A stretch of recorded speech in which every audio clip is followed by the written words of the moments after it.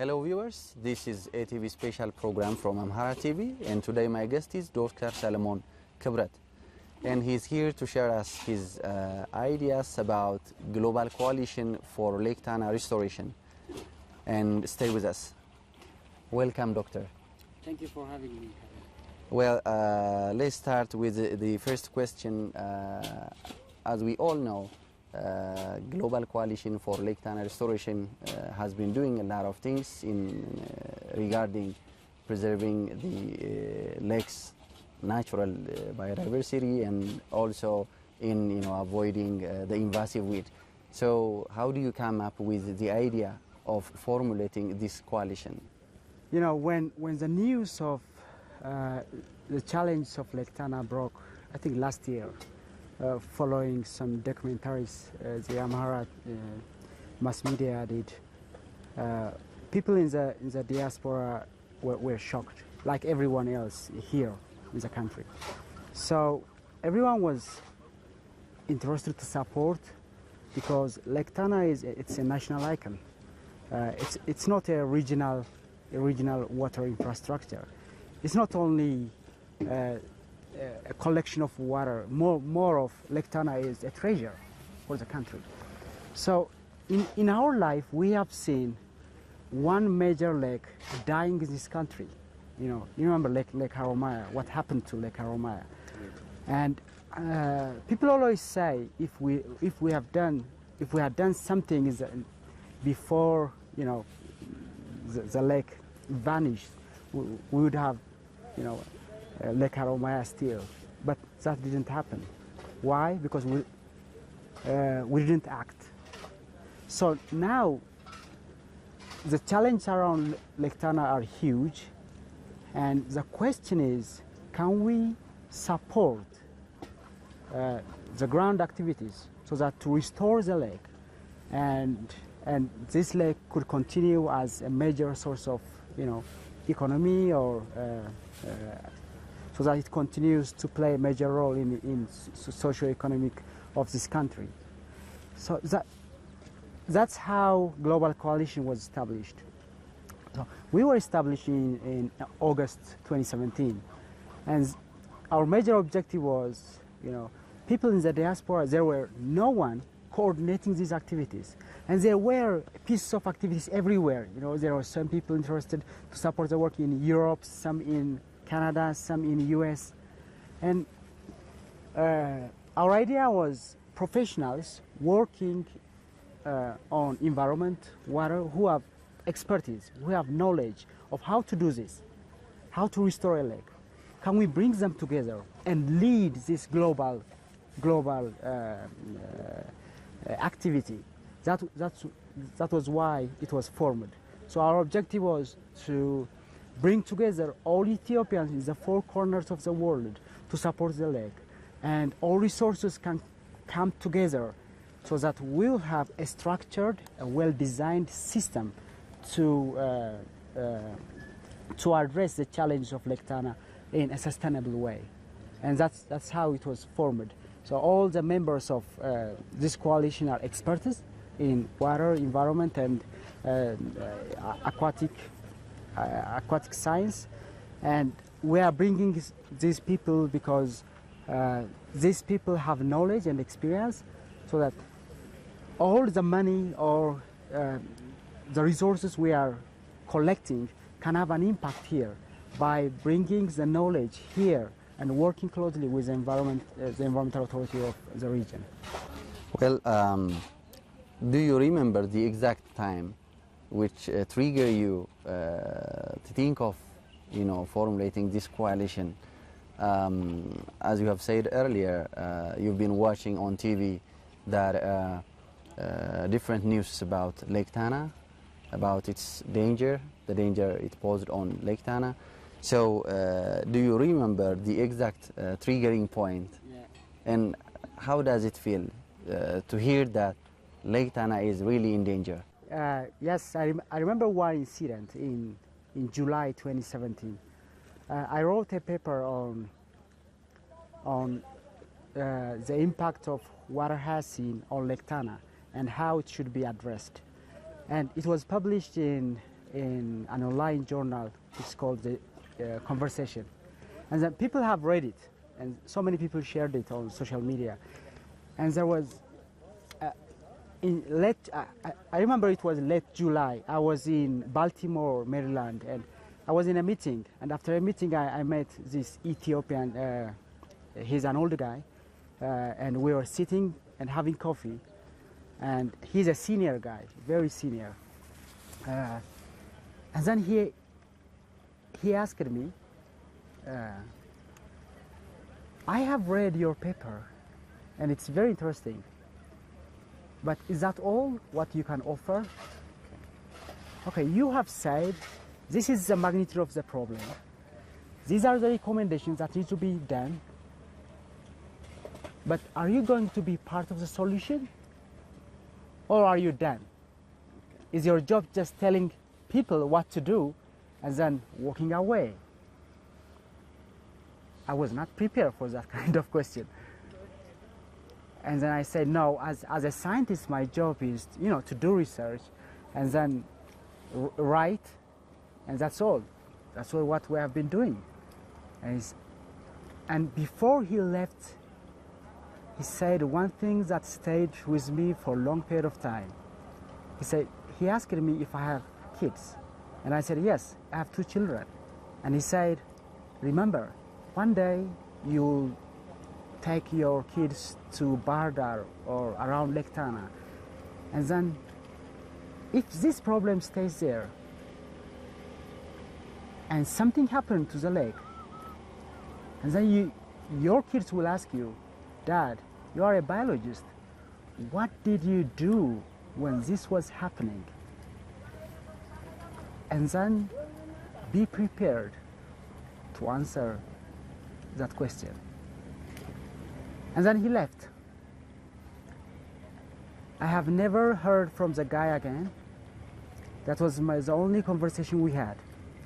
And then I went back to home, to California, and every time I see my kids and every time they ask me about Ethiopia, that question clicks in my mind. And then if something happened to the lake, if we think that managing the lake is someone's activity, it's not my activity, it's someone's activity, and then we sit back and if something happened like what happened in Lake Haromaya, what are we going to say? Because we have never been part of the solution. And that's what triggered me to discuss with people I know in different universities who have experience who are senior hydrologists, who can offer help. And then everyone, when we come together, everyone was happy to help. And so that's how it started. How many members does the coalition have, and what are their profession in? And it must be hard to get together and to discuss on such kind of issues, since everybody is busy with his own life. Yes.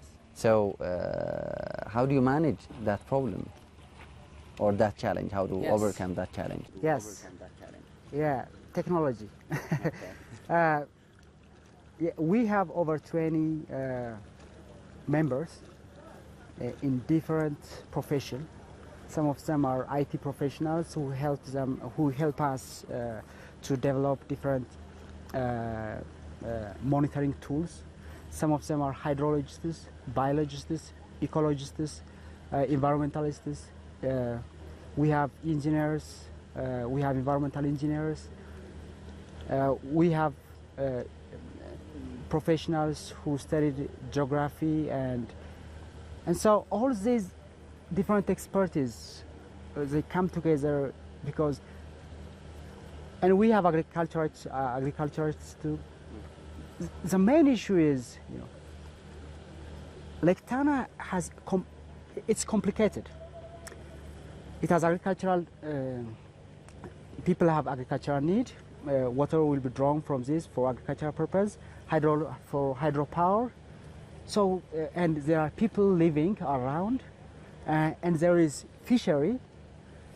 Now, if you want to have a program to manage the lake, you need to look at the lake from different directions, from the ecosystem point of view, from the environment point of view, from the hydrology point of view. So we need experts in different field. That's why we have all this, mix of professionals. We meet by Skype and teleconference, and for your surprise, from over 20 members, I only know in person, I don't know, 2 or 3 of them. The rest, we don't know each other. Maybe last time you have met Professor Marta and Dr. Yuhun. Yeah. I have never met them. That's amazing. Yes. So, but we know each other. We work together because we send documents by email, and then we discuss in teleconferences. We have monthly teleconferences where we follow up. We have teleconferences where the Regional Environment Bureau head will be participating. We discuss together. So the members we have, they are not only in US. Some of them are, Professor Marta is from Canada. We have members in Europe, from Netherlands, and we have a member in Australia. So all these people, we work as if we know each other. And there is one bond that binds us together. That's we all are Ethiopians. We all stand for the same cause. That's Lake Tana. So everyone they have special place in their heart for Lake Tana. So yeah, some of them we don't know in person, but I know them. Well, like you have said, there are many scholars in North America, Canada, and Europe. Mm-hmm. And what was their response when you asked them to involve in this project or to engage in this coalition? Yes. Their first response was they were happy, but they had questions. Their questions were, are you sure this thing works? Because no one wants to invest their time in something that doesn't have a long-term plan. So, because this question was my question too, what I did was, before establishing and forming the system we have, what I did was I came here and worked out the system by signing memorandum of understanding with the regional bureau and having a plan what we are going to do, so that we had foundation by the time where we are bringing people. So I was telling them, yes, I was in Ethiopia. We have the system working now. We have good communication with the Regional Environmental Bureau, and the Regional Environmental Authority is very happy to work with us. And we know what we are going to do because we did a study back in September here. We had assessment all over the lake, and we have listed down what activities that need to be supported by us, and what activities are needed to be addressed by the regional environment and other stakeholders. So we have identified gaps where our knowledge, our resource can have impact on the groundwork. So they were happy because this foundation was done, because we did our assignment before bringing people together. And then more people, of course, most of them were happy to help. Some of them were saying, they were doubtful. And then they saw us.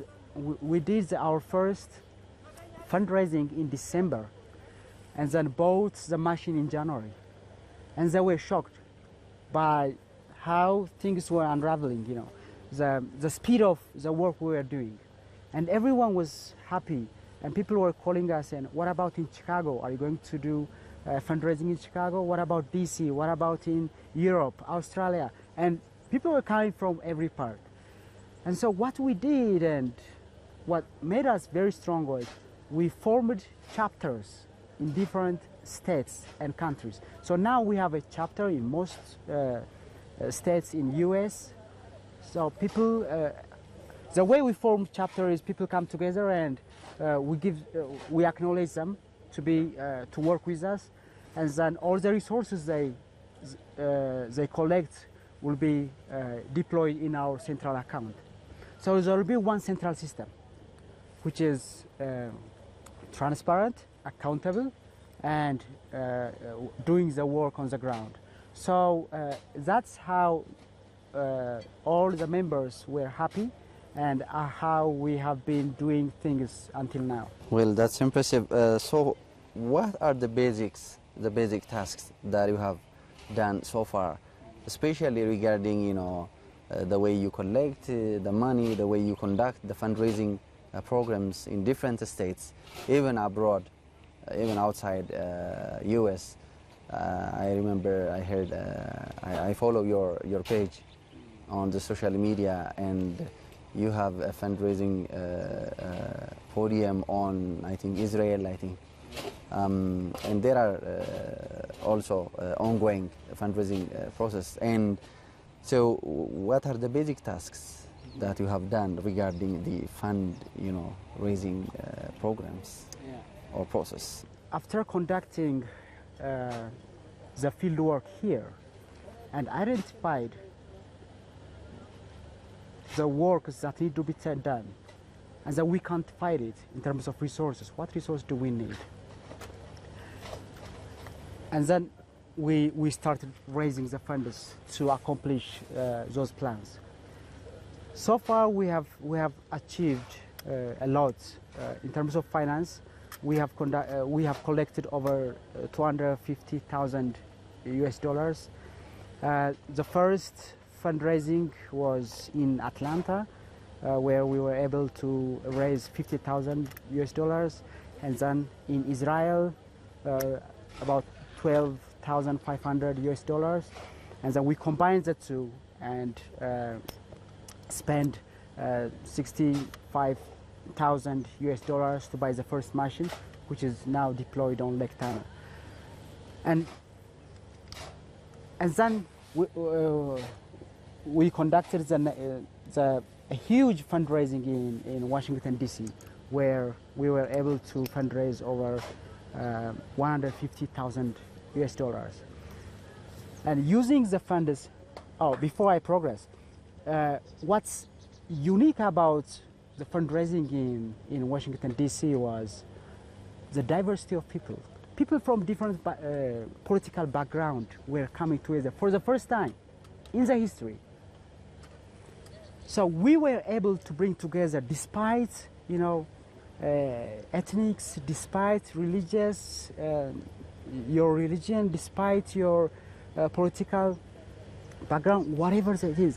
Our goal was, let's come together as Ethiopians to help Lake Tana restore. Now, we had two possibilities, you know, to support Lake Tana. One is we can fundraise from Ethiopians. We can do it ourselves. And we had another option too. We can ask the international community, we can ask, you know, donors, asking them, you know, we have a problem, please help us. We have done that for so many years in the past. Whenever we had a problem, we ran to them and ask them to rescue us. That has to stop somewhere. We Ethiopians are able to address our own challenges. We have to stop it. We have to start something, you know, with an objective, with a goal of achieving it by doing ourselves. So the money we raise is from Ethiopians. The experts are Ethiopians. We don't have any foreign experts. All the experts are Ethiopians. Of course, we can discuss with foreign experts to get their experience, to get their feedback, but people who are implementing the work here are Ethiopians. So all the system we work is an Ethiopian system, from the diaspora to the ground, to the cavalry level. And that's how we did it. So after the Washington, D.C., after raising the money in Washington, D.C., what we did was we are on the process now buying a huge machine. Before we move that, I want to ask one question. it must be really hard, to to get together with people with different political background, with people with different ethnic, background, and also there is this culture. Most of the time in the diaspora community, there is a lot of divisions, and whenever you ask for, an aid or support, there are some questions that will come up after your, request. So how do you overcome all these challenges? Because I see a lot of people, contributing by their money, by their knowledge, even morally. So it must be really hard, or there must be some kind of, miracle to achieve such kind of, success. So what are the basic, things that made you, achieve this? The first thing what we did, I think, how we sell our ideas was we want this platform to be an equal platform for all Ethiopians to participate. It's not my institution. It's not somebody's institution. It's our institution. So it was the first time people were exercising. It's our institution. It's our organization. It's our association. So we all are equal. We all contribute. The only criteria to be a member is, as long as you are an Ethiopian, as long as you want to support, anyone can come and contribute. So yes, it's a challenge to bring together people of different ideology, but we have done so many meetings with people to explain to them so that they can understand who we are, our objectives, how we plan to do things. And I think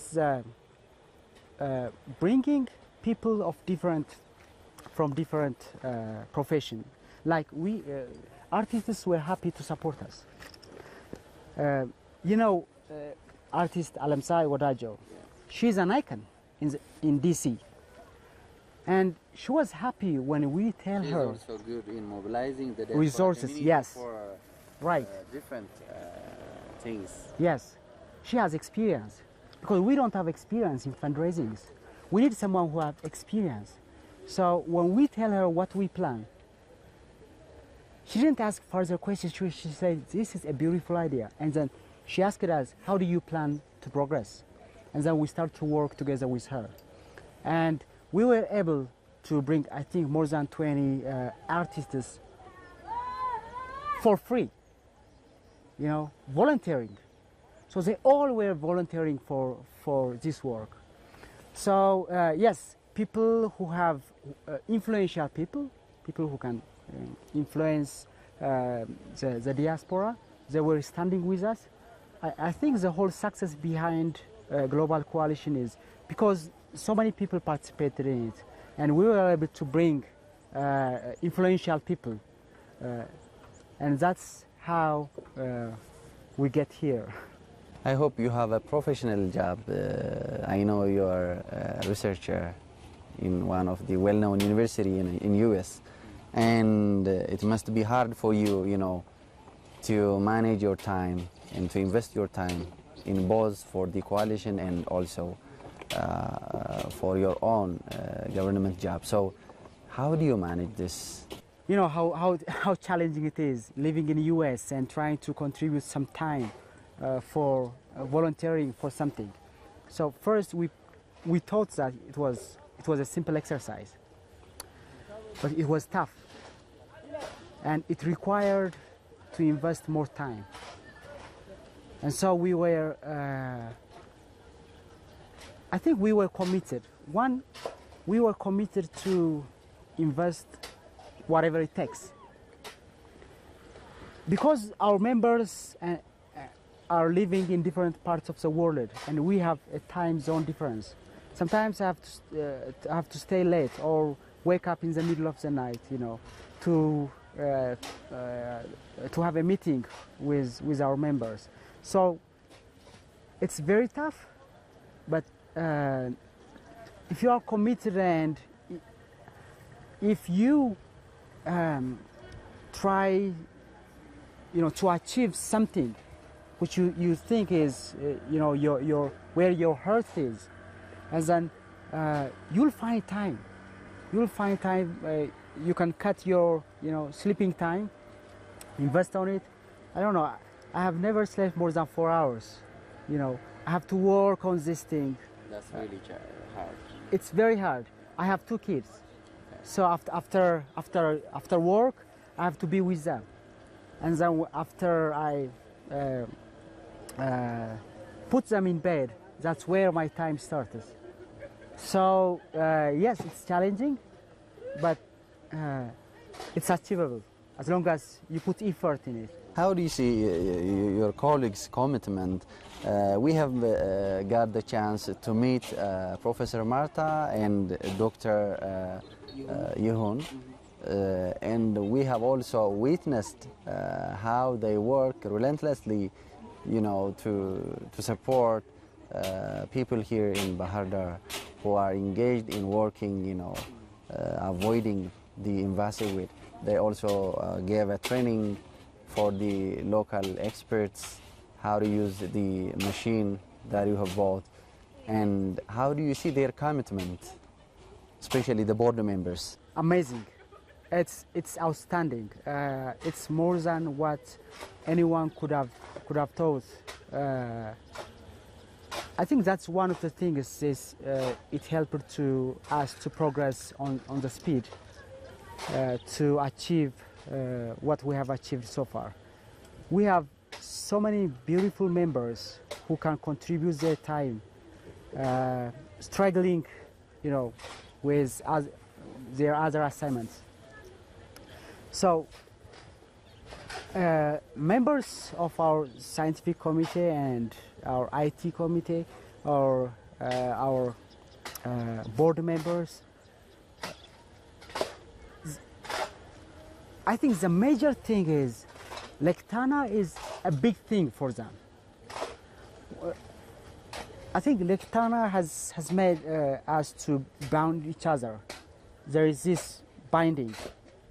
There's this chain where our commitment and our work and everything is done because of a heartfelt compassion, a heartfelt commitment for this work. So yes, it's amazing how they do. It's not only here, even while they are in US, whenever there is a meeting, our meeting is long every time, 2 hours, 3 hours meeting. So everyone has to do their assignment. And then, yes, it's more than anyone could have think of. It's a huge commitment everyone has in the global coalition. Well, how do you see the government support? There are some bureaucracies, as we know. So, in overcoming these bureaucracies, what was the government's, role or support? It was weak at the beginning, but over time, when they see us, we are committed. When they see that we have a short-term and long-term plan, and when they see outcomes, the support of the government continued, and it's now at the climax. Now we work together, we plan together with the regional environmental authority.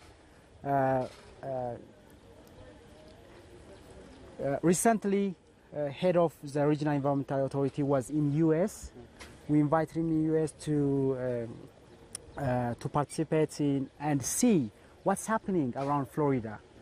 So by providing training, by working with them, by planning together, and then evaluating the work together, monitoring the work together, now we have a very strong partnership with the regional authority.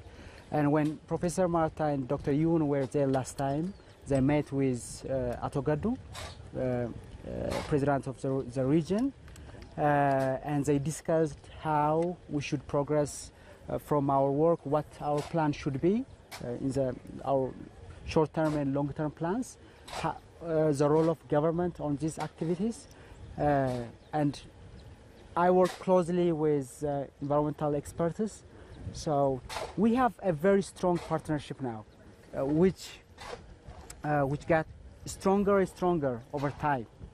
So yeah, I think we have to keep this partnership and then provide more support and then also monitor the work and show them their gaps, their strong activities. What they like about us is we tell them when there